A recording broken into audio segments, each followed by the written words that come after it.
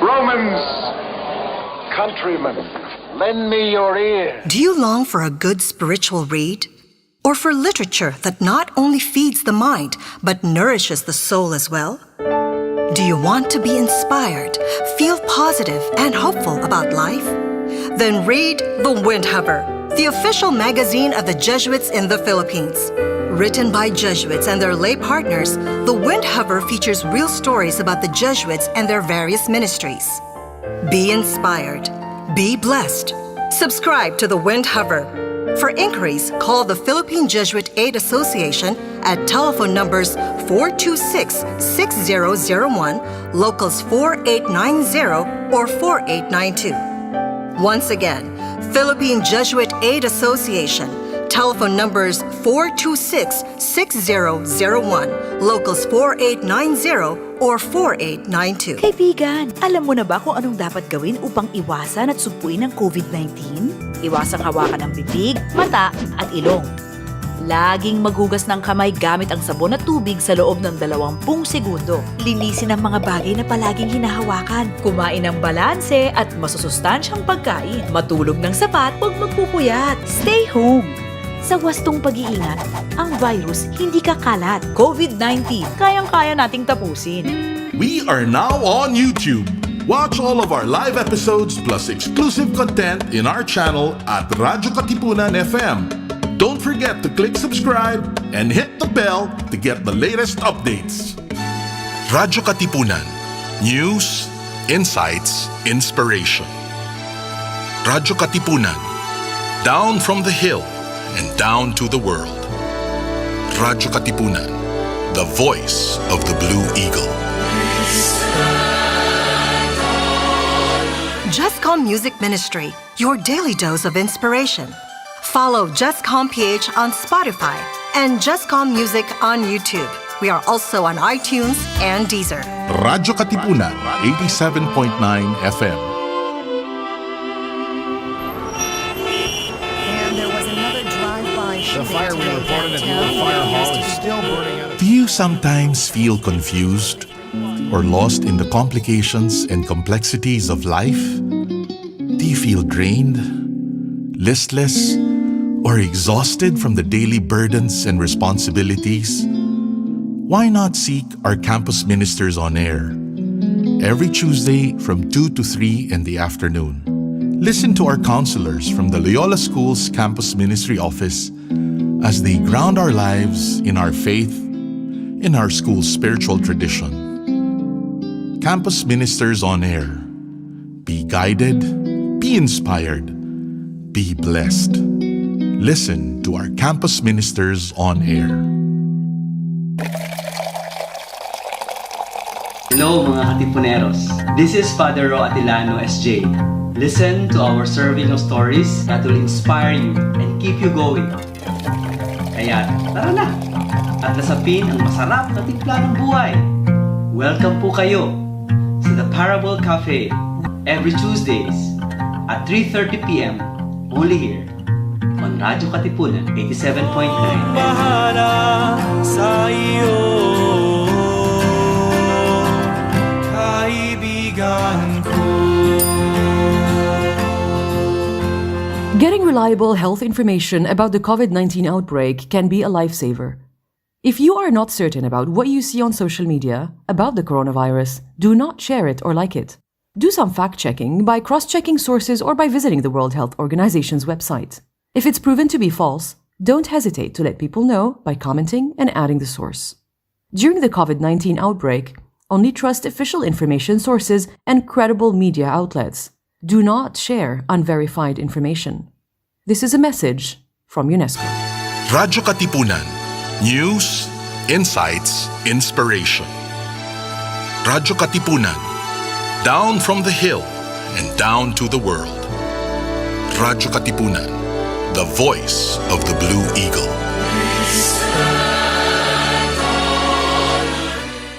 Radyo, radyo, radyo, radyo, radyo, radyo, radyo, katipunan, radyo, katipunan, radyo, katipunan, radyo, radyo, radyo,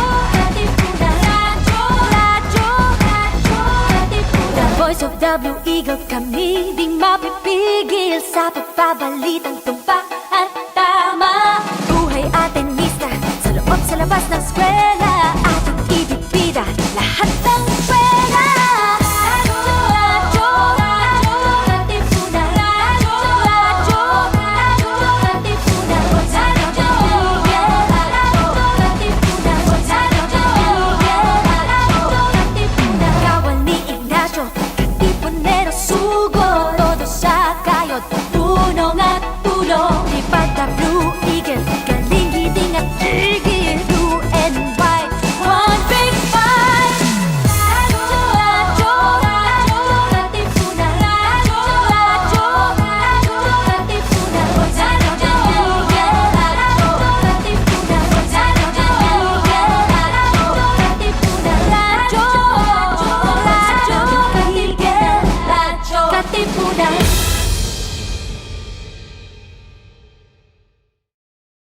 Baka naman pwede. Baka naman pwede. Baka naman pwede. Mga isyung napapanahon ating pag-usapan. Baka naman pwede. Gamit ang mga pananaw mula sa iba't ibang kalinangan. Baka naman pwede. Mula sa Institute of Philippine Culture, kami inyong samahan, tayo'y maghuntahan. Dito lang sa Baka naman pwede. tuwing Huwebes, alas 3 ng hapon, dito lang sa Radyo Katipunan 87.9 FM. Magandang hapon sa lahat.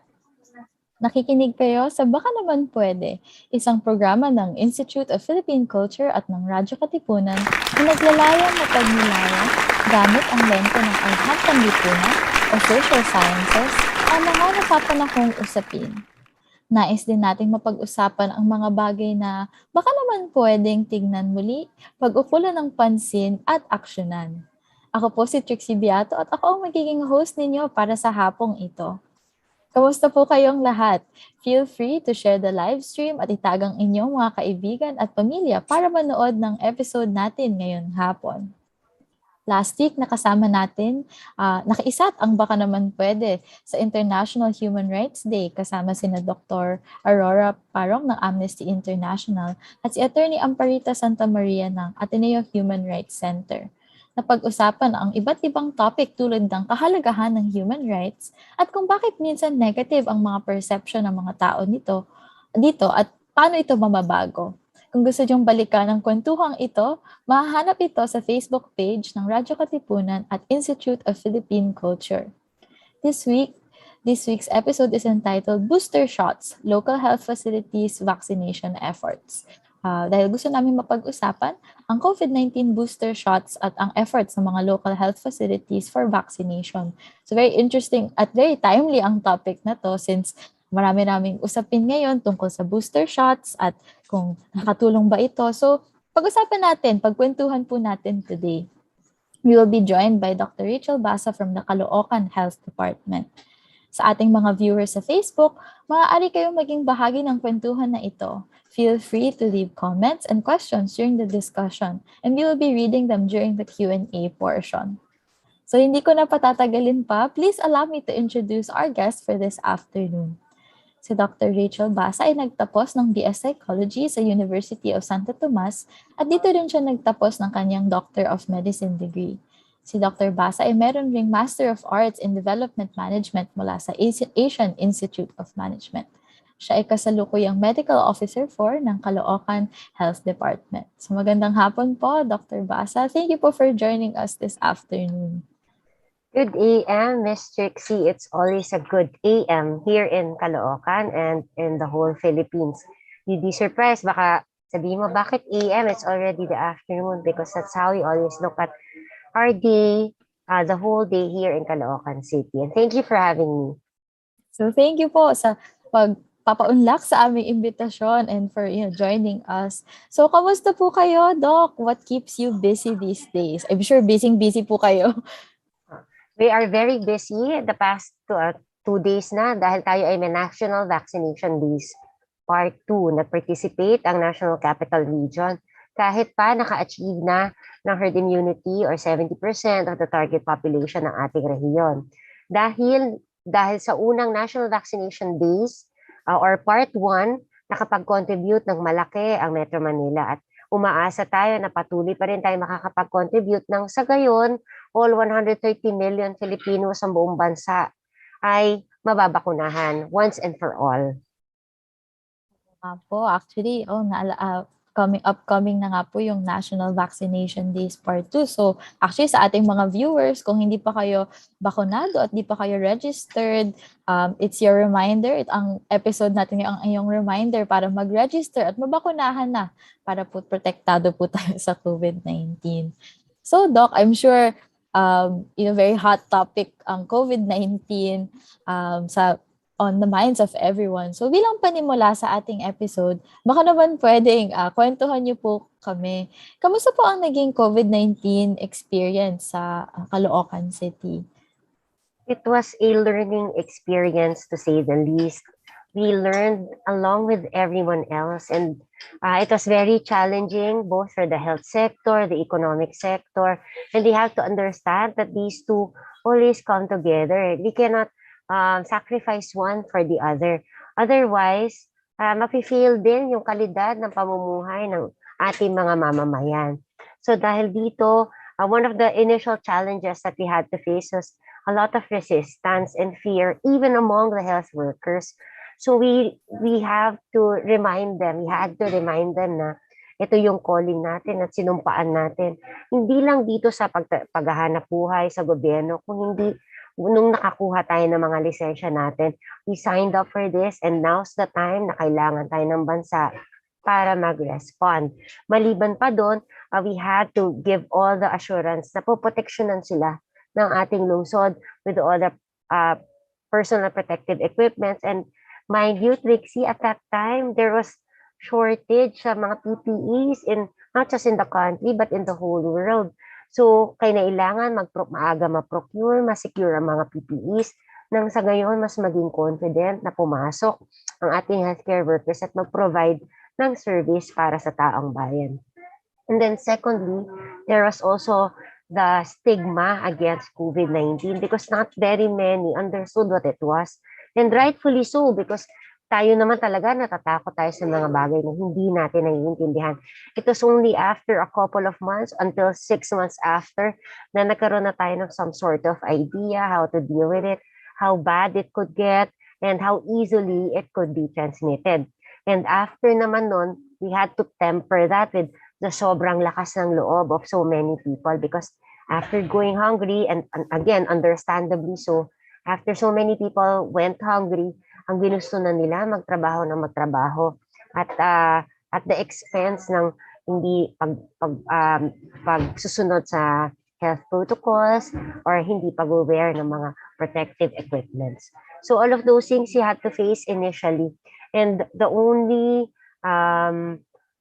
beacon that we could see far ahead was the arrival of the vaccines. One of the fears naman ng ating bansa, not just Caloocan but the whole country, was that there won't be an equitable distribution of vaccines.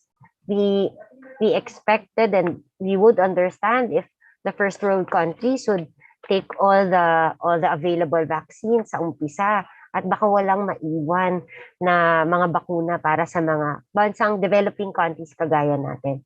So we are very thankful for the World Health Organization for making sure that there was an equitable distribution of vaccines at the beginning of this pandemic such that nakapag-participate din tayo sa pagbabakuna as soon as the vaccines arrived in the Philippines last March.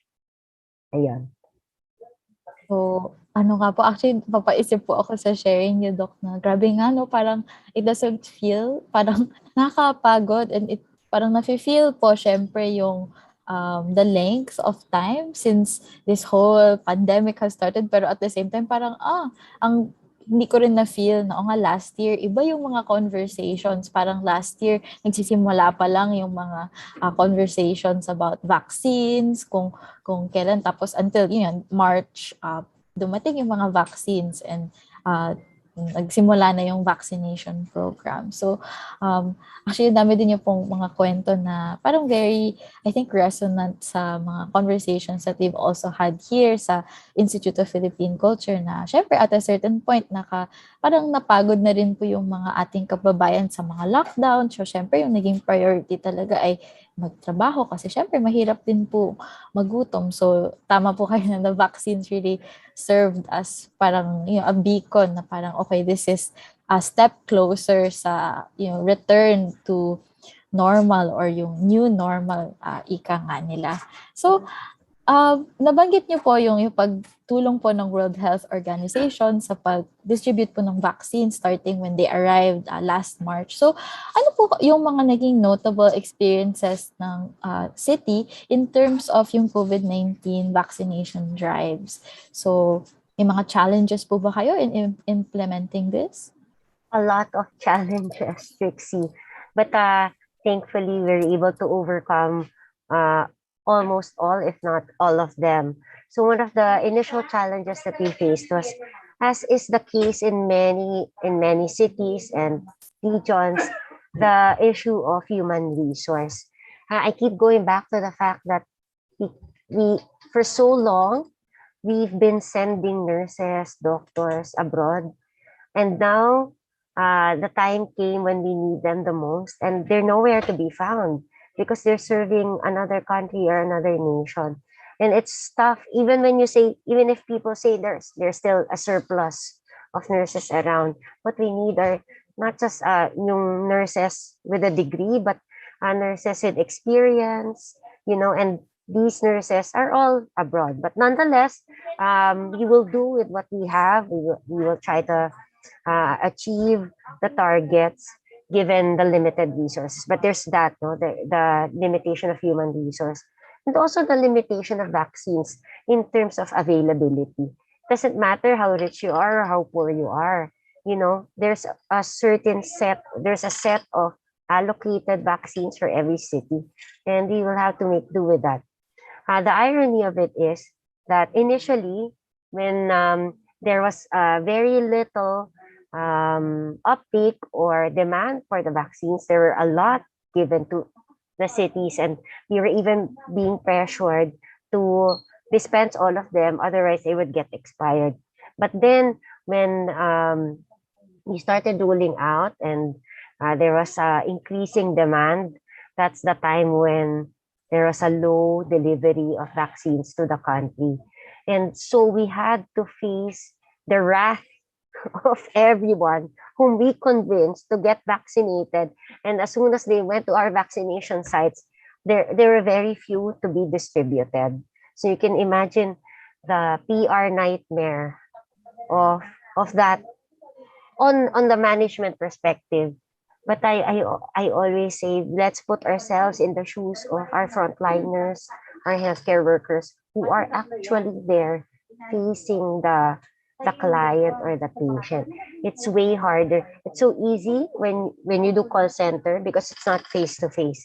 But when it's face to face, you can really feel the tension, and there's nothing else you can do but apologize in behalf of the government and give them another schedule, hoping that this time you'll be able to fulfill your promise.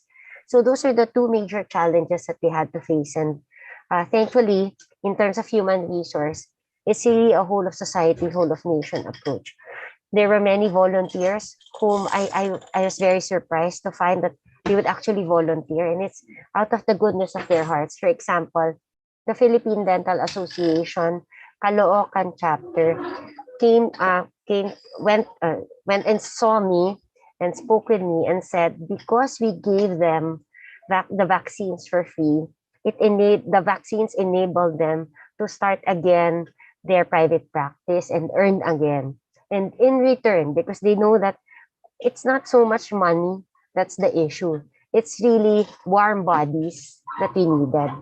So they volunteered to our sites. There were about 10 of them who volunteered to become either screeners or vaccinators or whatever it is that they can do to help in our sites. So that was a huge surprise. I didn't realize that there were people who valued the service way beyond the actual service, but they saw they were able to compute economically the benefits and the cost if they're going to volunteer. So that's bayanihan in essence, is what I'm saying. And then we also explored uh, coordinating with the religious sector. For example, we spoke with the Diocese of Caloocan and Diocese of Novaliches. Here's what's distinctive about Caloocan and what I want to share with you. Caloocan is composed of two districts, districts 1 and 2, and these are non-contiguous districts. It's so surprising to me to find that District 1 culturally is more of like a rural area, whereas District 2 culturally is more of like an urban area. So that means there are differences, huge differences in terms of attitude, way of living, and general demeanor. So anyway, so part of what we had to do was talk to the Diocese of Novaliches for District 1, and it was a very strong response for them, as well as for Diocese of Caloocan for District 2. And the churches, I was also again surprised by this, happily surprised at that. The dioceses allowed us to use the churches to become vaccination sites. I don't know if you're religious or you're Catholic, but I'm a Catholic, and I remember when I was young, being told that and you can't do anything else inside the church except pray. Anything else is sacrilegious or disrespectful, and yet here come the dioceses offering their very parishes to become vaccination sites. And that's when I realized the Catholic Church maybe perhaps has already evolved way by a lot from the time that I was in school and learning about religion, this kind of religion. So anyway, they became vaccination sites and they offered their own medical team to become resources for us as well. So those are the challenges, as well as, I don't know, blessings and hard work, I guess, that came along to address those challenges. Oh, wow, what a very interesting parang and eye-opening sharing. I think yung bayanihan po talaga captures din po yung the spirit of the volunteering and the openness of these like the Philippine Dental Association Caloocan chapter and the dioceses of Caloocan and Novaliches. Parang niisip ko nga po na ito yung mga kwento na I don't think get highlighted minsan sa ating mga conversations about vaccines, about vaccination and COVID-19, na parang it's really something that needs to be, parang it's, as you mentioned, parang a whole of society approach na everyone can get involved, and parang those collaborations are parang where we can really find parang blessings in disguise, no? Na parang minsan isipin nyo, parang parang like hindi mo iisipin na parang as you mentioned, a church would allow to be a vaccination site. Yeah, so that's what parang a good example po of how we can all contribute nga po in this. It's all of our responsibility to maintain our public health. So you mentioned earlier na initially that there were some hesitancy in accepting po the vaccines. So how, parang were there any reasons po as to why they were hesitant, and how did you parang change their minds, and how did you convince them to eventually get their vaccine po? Well, we can easily understand why they were hesitant to get the vaccines, because the vaccines are very new. They were just invented last year and rolled out. Well, there was a study, of course. There were a lot of studies, of course, but not as robust as we expect the other we expect from the vaccines that we would get, compared to the other vaccines that we would often get from our clinics, right? So there's that, and there's always the risk. You try to minimize the risk by presenting to them the studies, but really, who understands these things? So all of this, parang mahirap i-convince dahil even us ourselves now, we understand that this is new. The vaccines are new. So it's the hesitancy is not just with the vaccine recipients. In fact, in the beginning, there was a lot of hesitancy among healthcare workers to be able to facilitate the vaccination drive itself because we don't want to risk our own licenses. Imagine getting bashed in social media or even among your in your neighborhood for giving a vaccine that could possibly cause damage health-wise to another person. So there's that. But later on, we understood that two things. We would never roll out something that's not safe or that's going to be dangerous for anybody. And second, we need to be able to inoculate to protect. And that's the ultimate, even if it's, let's say,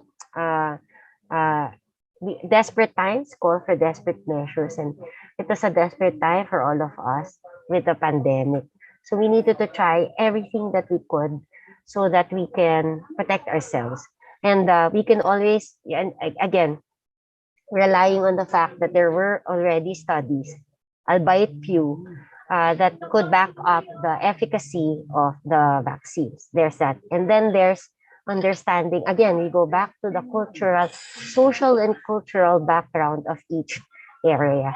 For example, in District 2, because it's a highly, like I said earlier, some sort of urbanized area, it was more of giving people economic incentive.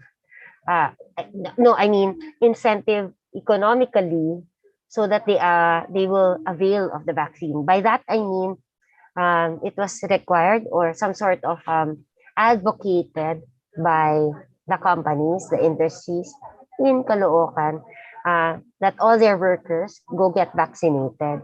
And this was the primary reason why initially District 2 was rolling in the numbers because there were a lot more factories and businesses that are situated in that area versus in District 1 where it's more of a rural. This is where we have like a town hall meeting called Zumustahan, where our very own mayor, along with me and my boss, Dr. Carvas, would talk to groups of people, whether it's a group of teachers from a certain cluster or district in a certain cluster of DepEd schools or private schools, whether it's a group of teenagers like recently from 15 to 20, convincing them to get vaccinated, or whether it's a homeowners association. So in the rural district, it's really more of confidence in the person you're talking to, in the leader. If it's being advocated by a leader or by a friend, then it's more effective for that part of Caloocan.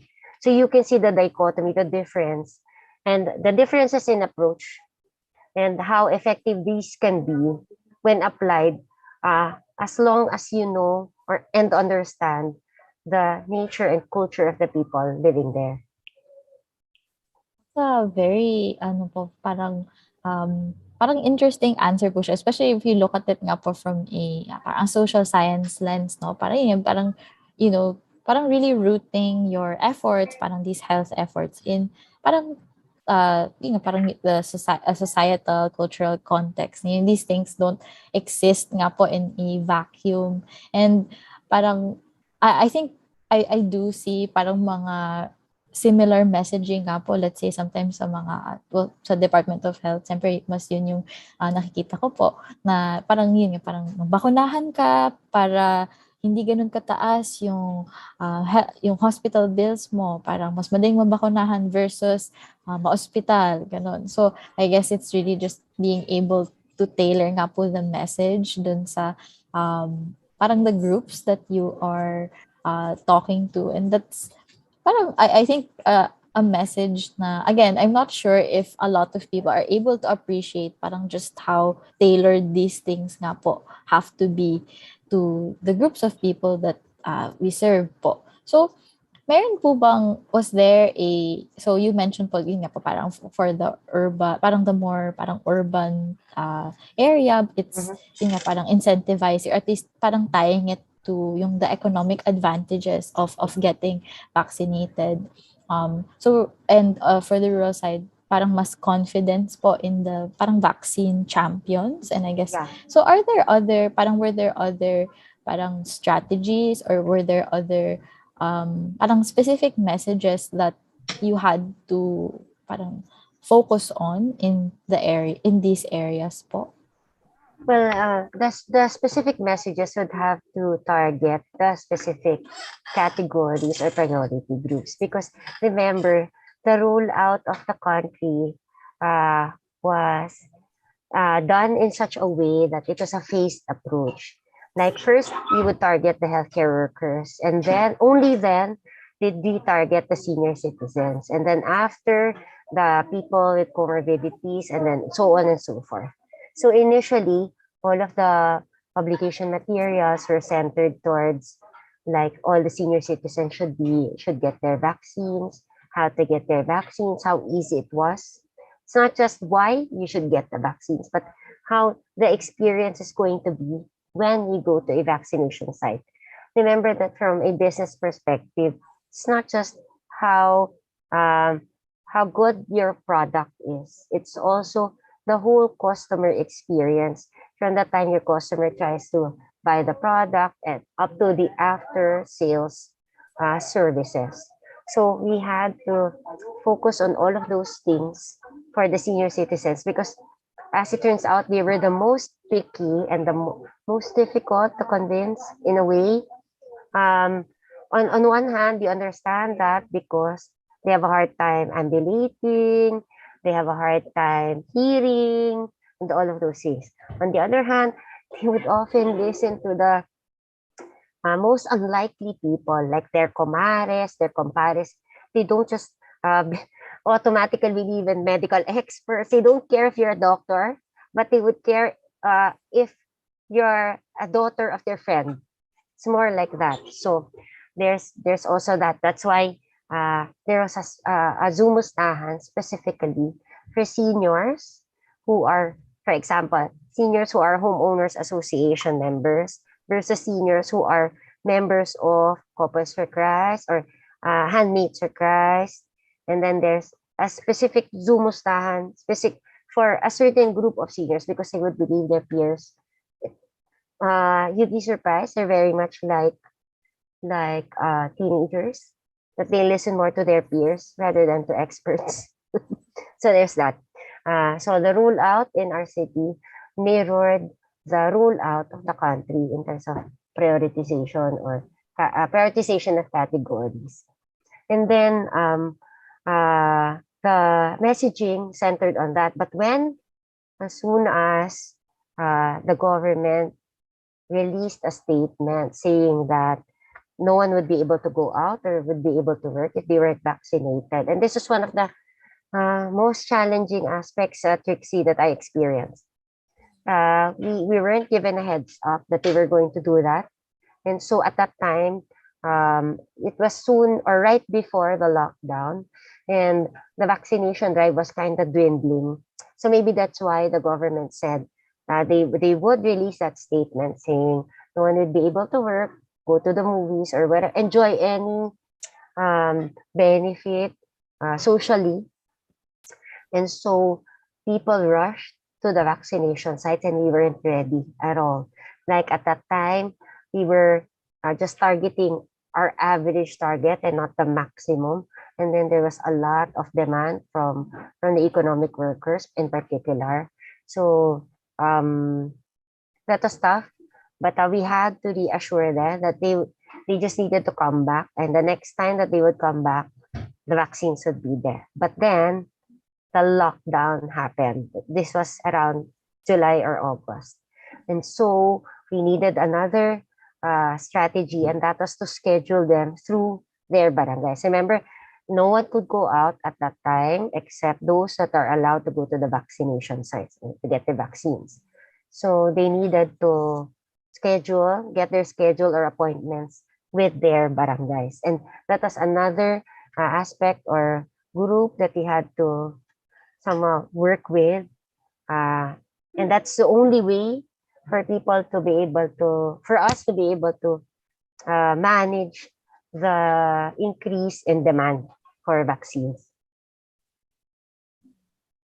So, we really go back nga po to just yung knowing nga po your parang target audience tsaka yung messages. Very surprising nga po yung well, I think I can relate. Minsan nga po, there are people na yung mas akumare nakikinig or mas credible pa yung parang one negative experience can really set you off, no? Na parang naka-turn off na, ay, may parang side effects yan or parang mas effective ganito. So I guess it's really about nga tailoring parang these efforts, especially po at the local government level, no, na parang parang after the national government parang releases their statements, parang it's, I guess, adjustments that have to be made on the local level po in order to parang tailor these messages and parang adjust accordingly. So we talked a little bit about yung mga misconceptions and parang the challenges in convincing some people. So I think parang a very I just like to point out nga po na parang interesting po yung dinagdag po ninyo na even health workers themselves also experienced hesitancy. So and I think parang very important din na ma-discuss to na parang hindi rin naman mabuti na parang hindi, tanggapin mo lang yan. Like, we just have to accept this blindly.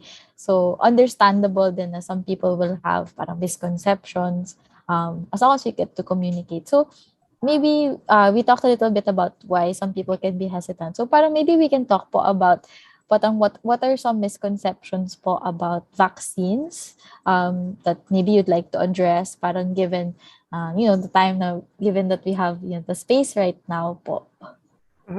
Well, 3 misconceptions that I would like to address. One is, and this is the one that I hate the most, that you will become a zombie after. Like, this is not the movies, come on. But you'd be surprised that people believe that.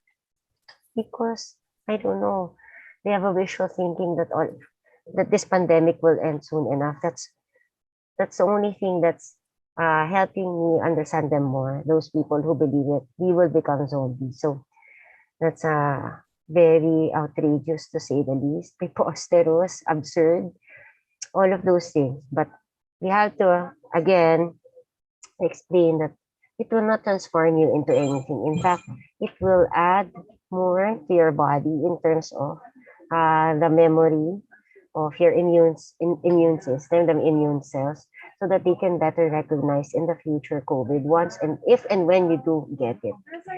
Second thing that I want to address is that as soon as you get the vaccine, you're good to go, you're safe. And that's not always the case. This is what we have to explain to a lot of people. That it's not enough that you get the vaccine. What we need is for everyone else to get the vaccine. The idea that not only should they get the vaccine, but they should also become advocates of the vaccine. And that's a tough one to ask. It's a huge ask for anyone, especially when, it's already tough when you get to experience the side effects. And for them to not talk about the vaccine or getting vaccinated in a negative way and still be advocates, because they have to be able to understand, again, that herd immunity means there's a lot more people, or about 95% of people in your area who got the vaccine. Only then will you really truly experience a benefit of the vaccine. And then third misconception is that there is a preferred brand, that there's one brand is better than the next. When, let's be honest, like I said earlier, these are all new, and most of them are still with ongoing studies and research. And it's hard to be able to compare apples from oranges when their research are very different from each other. So when we ask people to become advocates of the vaccine, what we want is to become advocates of vaccination and immunization. as a tool to control the pandemic, but not as advocates of certain brands of vaccines. Now, what's difficult there is the idea that not everyone in the world recognizes the same idea. So, for example, we said for everyone to get vaccinated, and then people got Sinovac. And then as it turns out, they have plans of going to the States or going to Europe. And Sinovac is not being recognized as a legitimate brand. So, and then they come back to us and ask us, how come it's like this and it's like that?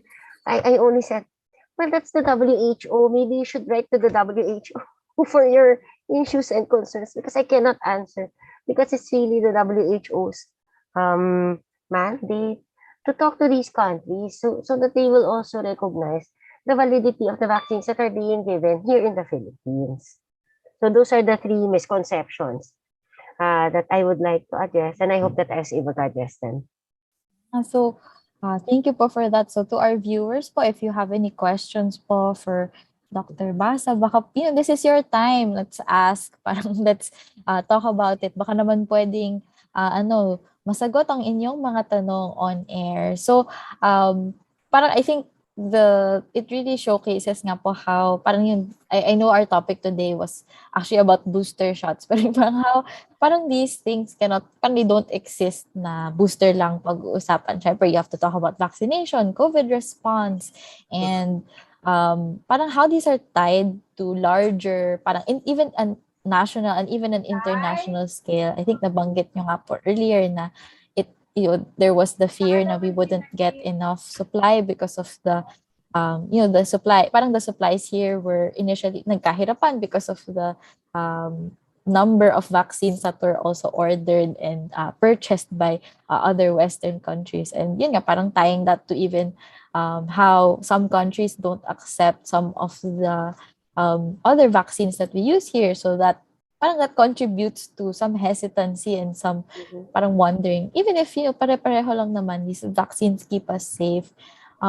Actually, I'm curious po, so would you know po if this hesitancy when with vaccines, parang is it something that came about just parang because of the COVID-19 vaccines, or parang has there maybe already been some, parang, because I know parang vaccination isn't something new, di ba? It's something na you go through even as a baby. Meron po yung mga bakuna for mga newborn babies. So is this, parang has the hesitancy always been there, or maybe did it get exacerbated because of COVID-19?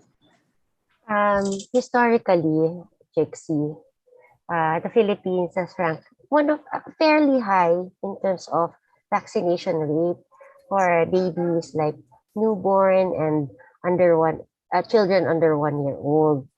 However, with the dengue vaccine, and people need to understand that the problem with having an issue with immunization is that any issue is always, the effect is always long term. Can you imagine dengue vaccine happened in 2016? And it's already 2021. So, and yet the repercussions and the effects we still experience up to now. So, after doing so well for so long in terms of immunization, that single event now affected the rest, the immunization of the whole country for perhaps my estimate is for the next 10 years. And that's the difference between Philippines and Brazil, where they had a very successful immunization, both for children, for infants and children, and for COVID-19. It's because in their country, their experience has always been good with vaccinations. Their doctors are always honest with them. The health system is always transparent and effective. Whereas here, because of the controversy, so that has affected the COVID-19 vaccination. Second is the idea that the novelty of things is always an issue when it comes to Filipinos. they need an advocate, like someone they know, again, someone they trust, to try it first before they try it themselves. So those are the two issues that come to mind when we reflect on the effectiveness or the speed by which we were able to roll out the vaccination. Of course, aside from the availability of resources, but all else being equal, we always boil down to the trust of the people in immunization and vaccination, and the ability of the government to select effective advocates to address this mistrust there. Thank you po for that response. So maybe we can go now po to, well, so we've talked about yung COVID-19 response and vaccination, immunization. So maybe we'll go po to now, parang a very hot topic these days is yung booster shot. So why do we need to get po booster shots and against COVID-19? Parang why does the booster help us with the new variants? Mm-hmm. All right. So my answer would be a brief history of what happened. No? So initially, we all got, for example, you and I, no, we all got our shots and we became fully vaccinated. There are two kinds of immune system, no? Antibodies and the B and T cells. The B and T cells are for long term, the antibodies are for short term. The B and T cells have memories. The antibodies wane, and once they wane, they die, and then that's it. When you get a COVID vaccine, you get both. No? Both are being stimulated. You get the antibodies and then you get the B and T cells. But later on, after studies show that after 6 months, the antibodies wane and they die off, and what we have left are B and T cells, which will still be effective in preventing severe infection eventually. But these things take time. All right. So initially, the WHO recommended just for the senior citizens and for the immunocompromised to get their booster shots. In fact, I remember before, a lot of people were asking me, can we get booster shots now? And I said, there are 3 reasons that the government told us as to why we cannot get the booster shots. One is, not all Filipinos have already been vaccinated. So can you just imagine the injustice that's going to happen if the guy next to you hasn't even had his first and you're already getting your third there. And then second, with the emergence of variants, no, what we want is to get a newer generation of vaccine. What we don't want is to get the same vaccine and hoping that it will find a new variant, and that's not going to be as effective. And then there's also the issue of supply. No, as much as we want to get boosters, what we bought actually is just for the primary series. And how can we allocate the budget for boosters when we have yet to set aside a budget for boosters? So there, but so this is the same statement that was given by WHO in September of this year. They said only those who are immunocompromised and senior citizens should get their shots. However, things changed as soon as the Omicron variant came along. And that's when they realized that the spike protein, the marker that's going to help our immune system detect that it's COVID, the spike protein has so many mutations in it that there's a high probability that our body may not be able to recognize it. That's when they said, maybe we should get the boosters. Because what we need are antibodies.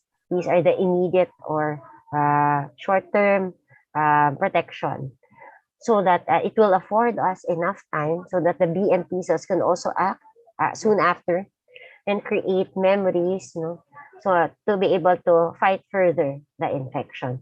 So that's the idea of that's the reason why we're now getting boosters. It's not just because of the waning antibodies. It's the combination of the waning antibodies and the emergence of the Omicron variant. Let me be clear on that. thank you po for that information. I think it's a very good explanation din po of parang what the vaccines actually do to our bodies, no? And parang how they help parang protect exactly versus COVID-19. And I'm sure this is the million-dollar question. And I'm sure a lot of people have asked, is there a specific parang brand of booster that we should take? Okay. So just like what's different about the boosters is that there's a specific matching. Of course, you can always get homologous type, and that means if you got Pfizer, you can always get another Pfizer for your third shot. Or if you got Moderna, you can always get another Moderna. However, this is not true for AstraZeneca, only because AstraZeneca uses a vector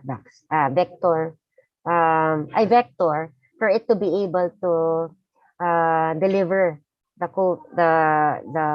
COVID virus to your body.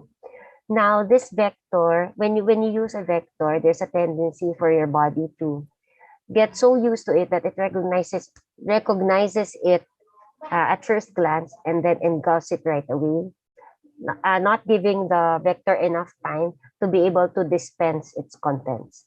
So that's a very technical answer, but to make it simpler, it might not be as effective if you get Astra for the third time.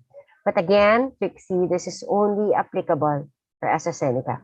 For the rest of the vaccines, you can always get a homologous type. That means what you got from the first two, you can still get for your third. However, if due to availability, etc., no, if you want to get heterologous or a different kind, there are other matching vaccines that you could get. For example, for AstraZeneca, you can get Pfizer and Moderna. For Sinovac, you can get AstraZeneca, Pfizer, Moderna. So for whatever it is, my only advice is, just like before, the best vaccine is the one that is available to you. So the best booster shot is the one that is available to you. To be fair to the government, to be able to please everybody, you'd be surprised, no? Suddenly, the government is getting Pfizer, Moderna, all these seemingly premium or being tagged as premium vaccines for booster shots. So I guess it would entice a lot more people to get their booster shots since they're going to get the premium vaccine. But to be technical about it, wala pong premium doon, pare-parehas po silang mabisa at ligtas. Really, iba pa po atang kwentuhan yung, Yes. this vaccines in general, no, and the parang misinformation, the questions, and even I think the politics surrounding vaccines. Yes, you are correct. So, maybe one more question on at least yung sa. So how has the rollout po of boosters, if it has, parang has this changed the dynamic of yung rollout of vaccination, at least po in Caloocan? Well, the good thing about the rollout, I consider us, I mean myself, lucky in that we live in the NCR. We are already done with our most of our adults and about half of or 80% of our 12 to 17 when the booster shots guidelines came out and when the directive came out. So it wasn't a lot of adjustment for a lot of us here in Metro Manila. Versus when you think about it, when you live in the province, can you imagine giving first doses to a lot of people and then giving booster shots? And then there's the 12 to 17 who are equally makulit, and then there's the parents pa. With the 12 to 17 kasi it's harder because you're going to be talking to two people at the same time who have like different backgrounds and different levels of understanding. All right? So, here in Metro Manila, we're very lucky. It was easier and smoother compared to the provinces. Only because we are only generally dealing now with 12 to 17 and booster. No more additional adults. Well, not as many as the 12 to 17 and the boosters. So that was the easy part. The hard part is, again, steady supply. Initially, we were asking a lot of people to get their booster shots, and then when there was enough demand, the supplies dwindled, and it was face palm again for me, no? Say what? So what are we again going to tell these people, or going to make us away? Like, you said it's going to be available and now it's not here. I wasted all my time. It's all that. So, but and then the supplies came again, and the reason for partly, I this is my best guess. Partly the reason for this is most of the supplies coming into the Philippines are being directed to the provinces in Visayas and Mindanao, and that's very understandable, right? It's their time to be able to dispense to their people, and we are not at the priority at present. So maybe, that's one of the reasons why I guess we have very low supply the past few weeks. I think, well, thank you din po for the explanation. I think that's a good, parang to our listeners, parang I think it's a good explanation din. So, sana po, we can also exercise patience and understanding. And awareness, of course, na parang the vaccine isn't just for us, it's also for our kababayan in the province areas. And parang I can only imagine po yung the difficulty in parang contending with all of the vaccinations happening at the same time. So, we have a question po from Facebook regarding any thoughts daw po on balik eskwela. So, they have already started with the face-to-face classes. They selected at least 2, I think. First of all, about 3 months ago, this is from what I know, about 3 months ago, there was a pilot study done in Taguig. There were like 2 or 3 LGUs who participated.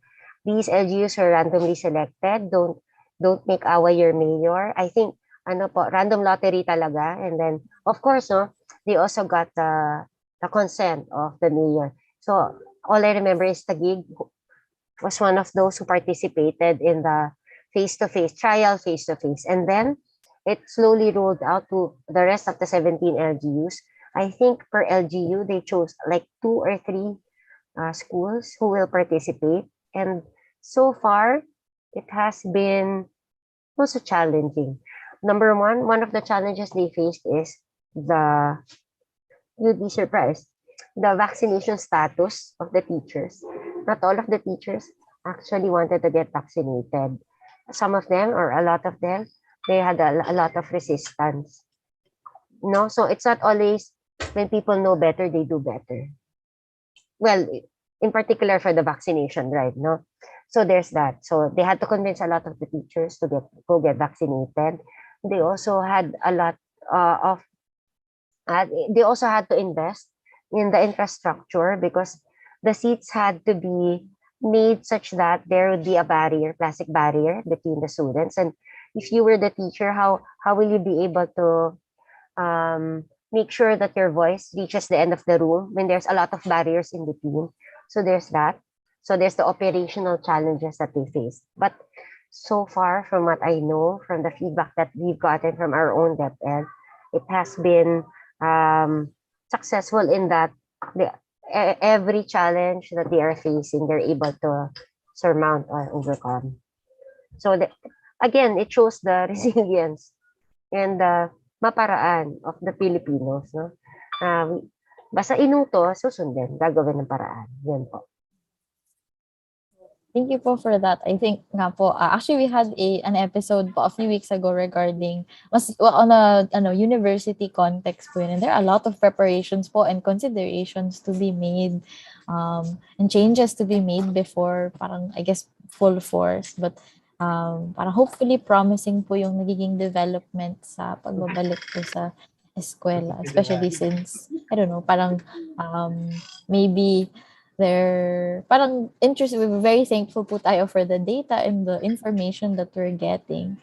So we're coming down po to the last couple of minutes of the episode, and I just like to say, wow, thank you. Ang dami po. We learned so much. Sobrang malaman. Busog na busog po ako, and I'm sure our viewers information parang from not just about vaccination, but even just COVID-19 response as a whole. As I mentioned nga po, I think sometimes these are stories that don't really get told, parang in the middle of all the data and the technical information, parang the stories of, parang the collaborations that make vaccination and COVID-19 response effective, no? So, before we end, we just like to ask you po for a parang pabaon from our guests. You know, parang a message before we go, parang to fill in po the sentence starting with baka naman pwede. Followed by your message on COVID-19 response, vaccination, booster shots, anything po that you would like to tell and remind our viewers po. All right. So thank you, Trixie. First of all, I'm very happy to be able to share my experiences as a COVID vaccination coordinator of the city. Being a social science background, no, psychology is also somewhat social science background. We always have to temper between seeing the individual as an individual and an individual as part of the society, and the society as a whole affecting the individual. So the interplay among all of those is always interesting, and it's always useful in any aspect of our jobs, whether it's government work, private sector work, or development work, or NGO work. These are the basics that are taught to us in school. And once you go out of the school, it's very crucial that we apply what we have learned, even in the simplest of ways and in the biggest of ways. So, to complete the sentence, baka naman pwede, I have two answers, sorry. Go ahead po. One is, baka naman pwede, tanggapin na po natin ang kahit na anong bakuna na ino-offer sa vaccination site. Wag na po tayo maging mapamili kasi lahat naman po yan ligtas at mabisa. Yung dalawang bagay na yon lagi nating sinisigurado sa lahat ng bakunang ipinamimigay natin. And second, as soon as we get vaccinated, baka naman pwedeng isama mo na si kumpare or isama mo na si kumare. So that parang hindi lang siya yung ikaw lang ang nakinabang. You bring a friend, you bring someone you love, so para sila din makikinabang sa benepisyo ng bakuna. So those are the two baka naman pwede for me as a vaccination coordinator. And lastly, Go ahead po. At least I'm always an advocate. Baka naman pwede maging mas mapamili na tayo sa susunod na eleksyon pagdating sa mga iboboto nating leader. Pakatandaan po ninyo na ang naging experience natin ngayong pandemya ay refleksyon ng leader na ating ipinili 6 na taon na ang nakaraan. So, yun lang. Maraming salamat, Dixie. Maraming salamat po, Doc. And I'm with you po on advocating na baka naman pwedeng lahat tayo ay maging vaccine advocate at advocate for an effective and responsive government parang at all levels po.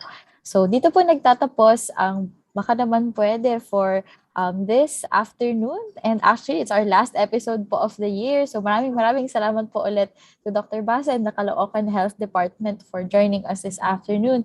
Doc, baka may gusto kayong i-shout out or batiin before we end our episode? I would like to give a shout out to our dear Mayor Oscar Malapitan, who made everything possible. No? Pinayagan niya ako makapag-join sa inyong radio program today. Pinayagan siya rin po ang naging nag-spearhead ng ating COVID vaccination sa buong Caloocan. Along with him, I would like to greet our City Administrator, Sir Oliver Hernandez, our Secretary to the Mayor, Sec Betsy Loakian, my boss, my beloved boss, Dr. Evelyn Cuevas, who has always been supportive of me, my career, of all of the programs that I'm handling. And special shout out to the Employees Clinic kasi nandito po ako sa Employees Clinic. And Merry Christmas to everybody. So yes, thank you so much po, Doc. So batiin rin po natin, yung pinabati po kayo lahat ni Doc. And I think Merry Christmas po to all our viewers. As I mentioned, this is our last episode po for the year. And it's really been a great few months parang with this radio program, and we're very excited to see where else, parang kung saan pa, kung ano pang mga tanong at ano pang mga paksa ang ating matatalakay. So, para sa mga sumusunod na episode ng Baka Naman Pwede, subaybayan niyo lang po ang announcement dito sa Radyo Katipunan at IPC Facebook page. Baka naman pwedeng i-like niyo rin ang Institute of Philippine Culture sa Facebook para sa iba naming announcements at events. So, maraming salamat po, at muli, Merry Christmas and a Happy New Year, Katipuneros. Thank you for joining us. Until next time, ako si Trixie Biato. Mag-iingat kayo at laging tandaan, kung may hindi maiintindihan, baka naman pwedeng pag-usapan.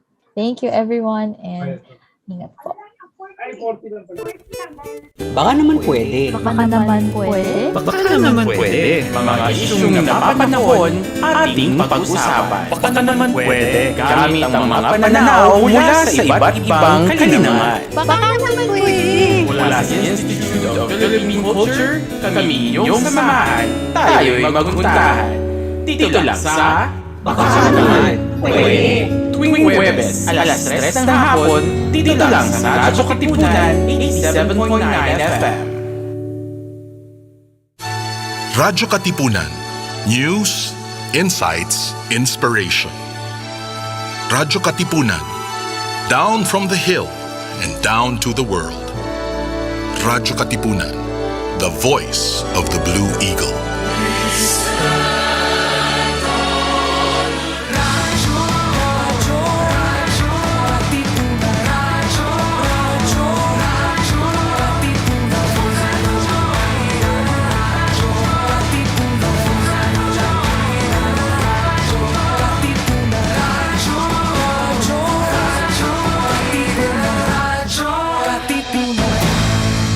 Radyo Katipunan 87.9 FM. We are now on YouTube. Watch all of our live episodes plus exclusive content in our channel at Radyo Katipunan FM. Don't forget to click subscribe and hit the bell to get the latest updates. Jesuit Music Ministry, your daily dose of inspiration. Follow jescom.ph on Spotify and Jescom Music on YouTube. We are also on iTunes and